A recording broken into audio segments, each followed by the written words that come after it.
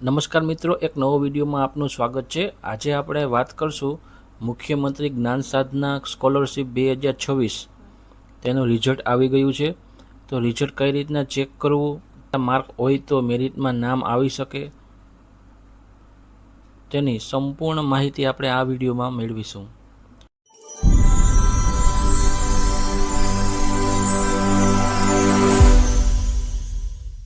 સૌથી પહેલાં તમારે acbexam.org તે ગૂગલમાં વેબસાઇટ સર્ચ કરવાની છે અને તેની ઉપર ક્લિક કરવાનું છે। તમે એ વેબસાઇટ ઓપન કરશો એટલે આવી રીતના એક વેબસાઇટ ઓપન થશે। તેમાં જે બીજા નંબરનું છે કે મુખ્યમંત્રી શ્રી જ્ઞાન સાધના મેરિટ સ્કોલરશિપ પરીક્ષા CGMS 2026 પરિણામનું જાહેરનામું, તેના ઉપર આપણે ક્લિક કરવાનું છે। જો તમે મિત્રો મારા વિડીયોમાં નવા હો તો પહેલાં વિડીયોને લાઇક કરજો, શેર કરજો અને મારા ચેનલને સબસ્ક્રાઈબ કરજો, જેથી તમને બીજા પણ વિડીયોના માહિતી મળતી રહે। તો આપણે અહીં બીજા નંબરનો જે ઓપ્શન છે તેના ઉપર ક્લિક કરશું। તો મિત્રો આપણે ત્યાં ક્લિક કર્યું એટલે મુખ્યમંત્રી જ્ઞાન સાધના મેરિટ સ્કોલરશિપ પરીક્ષા 2026 પરિણામનું જાહેરનામું આવેલ છે।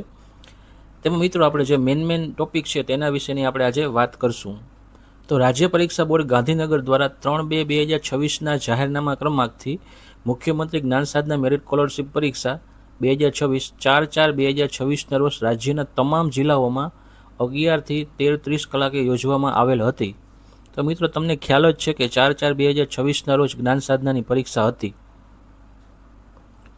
તેના પછી શું થયું, આ પરીક્ષાની પ્રોવિઝનલ આન્સર કી 7/4/26ના રોજ વેબસાઇટ ઉપર acbexam.org પર પ્રસિદ્ધ કરવામાં આવેલ હતી અને પરીક્ષામાં કોઈ પણ પ્રશ્ન પ્રોવિઝન આન્સર કીના ઉત્તર સામે ઉમેદવાર રજૂ કરવા માગતા હોય તો નિયત પત્રકમાં 7/4 થી 13/4 સુધી તે આધારો કચેરીના ઈમેલ એડ્રેસ ઉપર મંગાવવામાં આવેલ હતા અને ફાઇનલ આન્સર કી 21/4/2026ના રોજ આપણે વેબસાઇટ ઉપર મૂકવામાં આવેલ હતી।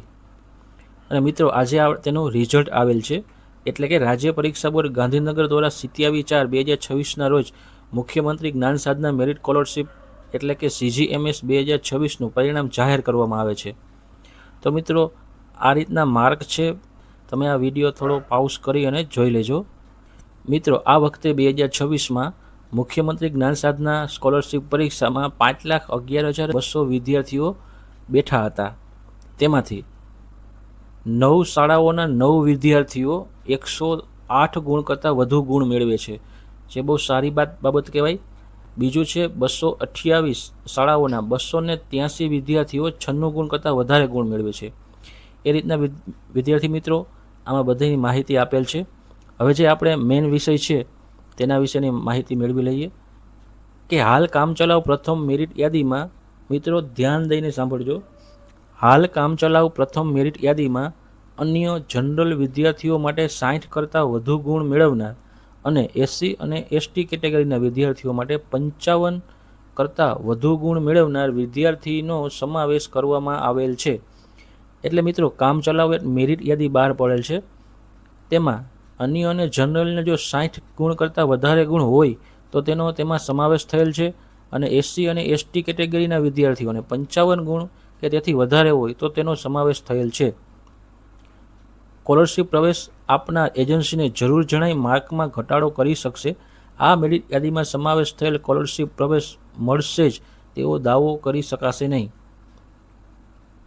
મિત્રો જે વિદ્યાર્થીઓને 60 ગુણ કરતાં વધારે અને SC અને ST વિદ્યાર્થીઓને 55 ગુણ કરતાં વધારે છે તેને આપણે કામચલાઉ મેરિટ યાદીમાં સ્થાન મળેલ છે। તમે તમારું રિઝલ્ટ જોયું જ હશે। રિઝલ્ટ છે એ શાળા દ્વારા જ આપવામાં આવે છે। કદાચ તમે ન જોયું હોય તો શાળાનો કોન્ટેક્ટ કરી અને ત્યાંથી તમારું રિઝલ્ટ મેળવી લેવું। જો તમારે 60 ગુણ કરતાં વધારે હોય અને SC અને ST કેટેગરીમાં આવતા હોય તો 55 ગુણ કરતાં વધારે હોય તો સંબંધિત કચેરી દ્વારા ટૂંક જ સમયમાં વિદ્યાર્થીઓના રજિસ્ટ્રેશનની કાર્યવાહી શરૂ કરવામાં આવશે। આ પરિણામની યાદીના વિદ્યાર્થીઓને જે તે યોજના અંતર્ગત સરકારશ્રીના ઠરાવો અને પ્રવર્તમાન નિયમો જોગવાઈઓ અનુસાર સંબંધિત કચેરી દ્વારા આપવાના થતા લાભ અંગેની આગળની આનુષંગિક કાર્યવાહી કરવામાં આવશે અને ફાઇનલ મેરિટ યાદી તૈયાર કરવામાં આવશે।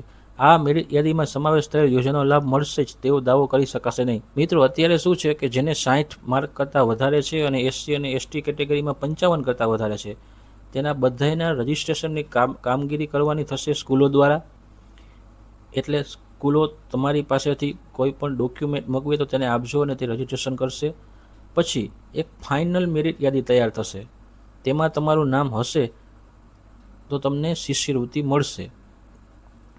તો મિત્રો, આ હતો આજનો વિડીયો કે મુખ્યમંત્રી જ્ઞાન સાધના જે રિઝલ્ટ આવેલ છે તે બાબતનો.